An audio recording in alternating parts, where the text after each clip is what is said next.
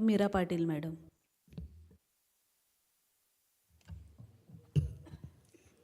सन्माननीय महापौर, सन्माननीय आयुक्त, सर्व सन्माननीय सदस्य, प्रेक्षक वर्ग व पत्रकार बंधू भगिनी, तसेच माझ्या प्रभाग क्रमांक 21 मधील सर्व नागरिकांचे आभार मानते ज्यांनी मला आपले प्रतिनिधित्व करण्याची संधी दिली.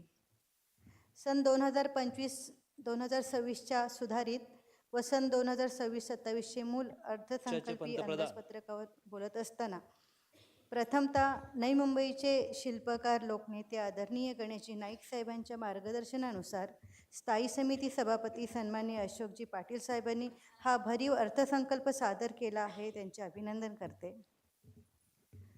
आदरणीय गणेशजी नाईक साहेबांचे नवी मुंबईतील शहराच्या विकासाच्या बाबतीत असलेले दूरदृष्टी नेतृत्व हे आपल्या शहराला सातत्याने प्रगतीकडे नेत आहे. आज आपल्या शहराने आरोग्य, शिक्षण, रस्ते, पाणीपुरवठा, मलनिस्सारण व्यवस्था, उद्याने अशा सर्व व्यवस्थांनी परिपूर्ण असे राहण्याजोगे शहर अशी ओळख निर्माण केली आहे आणि ह्या शहराचे लोकप्रतिनिधित्व करताना मला सार्थ अभिमान वाटतो. सध्या वाढत्या लोकसंख्येनुसार शहरामध्ये वाहतूक व पार्किंग समस्या मोठ्या प्रमाणात आहे. मी तर माझ्या नेरूल प्रभाग क्रमांक 21च्या बाबतच आता इथे बोलते. नेरूल नगरामधील फेज 1 मध्ये अनेक नामांकित शाळा आहेत, हॉस्पिटल आहेत, मंदिरं आहेत. येथे येणाऱ्या वाहनांची संख्या भरमसाठ आहे. यामुळे रस्ते ओलांडणे देखील धोक्याचे झाले आहे. तरी मागणीनुसार जागोजागी रस्त्यावर स्पीड ब्रेकर बसविणे आवश्यक आहे. तसेच नेरूलमध्ये असलेल्या डी.वाय. पाटील हॉस्पिटलमध्ये जास्त प्रमाणात वाहने येतात, परंतु तेथे अंतर्गत पार्किंग व्यवस्था नसल्यामुळे बाहेर पदपथ, रस्ते तसेच मैदानांमध्ये वाहने अनधिकृतपणे उभी केली जातात. यामुळे स्थानिकांना त्रास होतो. अनेक तक्रारी या बाबतीत येत असतात. तरी डी.वाय. पाटील हॉस्पिटलच्या समोर उभ्या होणाऱ्या अनधिकृत पार्किंगवर कारवाई करण्यात यावी. तसेच या ठिकाणचे सर्व्हिस रोड व हॉस्पिटल मार्गावरील रस्त्यावर पे अँड पार्कची आकारणी करण्यात यावी. यामुळे महसुलामध्ये सुद्धा आपल्या भर होणार आहे, कारण हजारो वाहने दररोज या ठिकाणी ये जा करत असतात, थांबत असतात. तसेच क्रिकेट मॅच किंवा इतर सांस्कृतिक कार्यक्रम असल्यास आपण त्यांना आचार्यश्री तुळशी मैदान जे आहे ते वाहन पार्किंगसाठी मोफत दिलं जात असतं. त्याबद्दल आपण कोणतीच रक्कम त्यांच्याकडून आकारणी करत नाही. तरी हे थांबवण्यात यावे आणि यापुढे कोणत्याही कार्यक्रमासाठी आचार्यश्री तुळशी मैदान पार्किंगसाठी देण्यात येऊ नये अशी मागणी मी येथे करत आहे. तसेच डी.वाय. पाटील स्टेडियमवर एस.आय.एस. कॉलेज येथे अनेक सांस्कृतिक कार्यक्रम वेळोवेळी होत असतात. यासाठी भरमसाठ तिकिटांचे दर आकारले जातात. तरी अशा संस्थांना करमणूक करात सूट देऊ नये, आपले महसूल बुडवू नये अशी विनंती मी येथे करत आहे.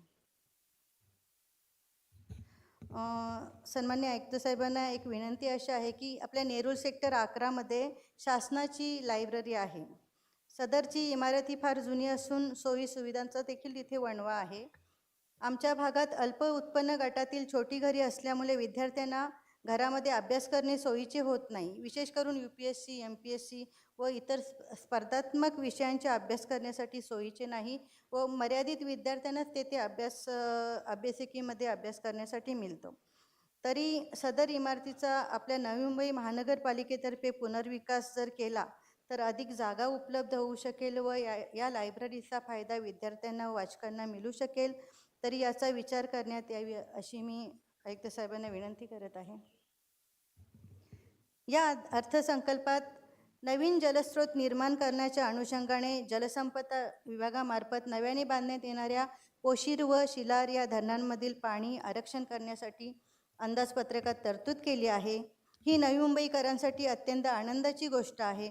भविष्यातील वाढत्या लोकसंख्येनुसार पाण्याचे नियोजन करत आहोत. याबद्दल आदरणीय नेते गणेशजी नाईक साहेबांच्या दूरदृष्टीला सलाम करते. गेली अनेक वर्ष कंडोनियम अंतर्गत नागरी कामे झालेली नाहीत. आपण नागरिकांकडून कर वसूल करत होतो, परंतु त्यांना अंतर्गत सुविधा देऊ शकलो नाही. सिडको इमारतींमध्ये राहणाऱ्या अल्प उत्पन्न गटातील रहिवाशांना ही कामे करण्यासाठी अत्यंत खर्च होत होता. महिना 100 ते 150 रुपये जे सर्व्हिस चार्ज आकारणाऱ्या सोसायट्यांना हे परवडत नव्हते.